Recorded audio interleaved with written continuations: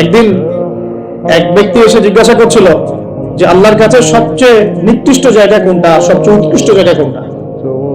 নবী সাল্লাল্লাহু আলাইহি ওয়াসাল্লাম চুপ করে থাকেন অনেকক্ষণ। তিনি চুপ করে আছেন মানে তার কাছে ওহী নাযিল হচ্ছে। কি নাযিল হচ্ছে? ওহী। কিছু কিছু সাহাবী বলতেন, যেমন একজন সাহাবীর নাম হচ্ছে যায়েদ ইবনে হারেসা। তিনি একদিন বলেছিলেন, একদিন নবী সাল্লাল্লাহু আলাইহি ওয়াসাল্লাম আমার পাশে বসেছিলেন, তার পুরো তার পায়ের এই অংশটা আমার পায়ের উপরে ছিল। হয় না অনেক সময় আমরা বসি না একসাথে মসজিদের মধ্যে, তো এইরকম একটা অবস্থায় আল্লাহর রাসূলের উপর ওহী চলে আসছে। তো সাহাবী বলছেন, ওই সময় আমার কাছে মনে হচ্ছিল যে আমার পাটা মনে হয় ভেঙে গুঁড়া হয়ে যাবে। কথা বুঝতে পারছেন না? ওহীর যে একটা ভার, ওহী আসছে, তিনি বুঝতে পারছেন যে তার ফিজিক্যালি তার মধ্যে অন্যরকম একটা স্ট্রেংথ চলে আসছে।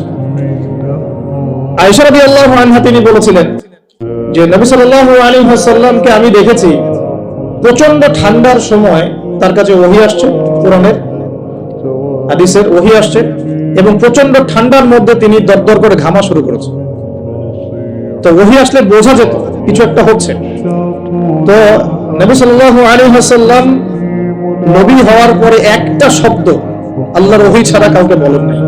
এটা হচ্ছে ইসলামের একটা প্রামাণ্যতা, মানে ইসলাম যে এতই নিখুঁত, এতই নিপুণ, এখানে যাররা পরিমাণ বাতিল ঢোকার কোনো সুযোগ নাই। তো এই ব্যক্তি জিজ্ঞাসা করছিলেন আল্লাহর কাছে সবচেয়ে উৎকৃষ্ট জায়গা কোনটা, নিকৃষ্ট জায়গা কোনটা।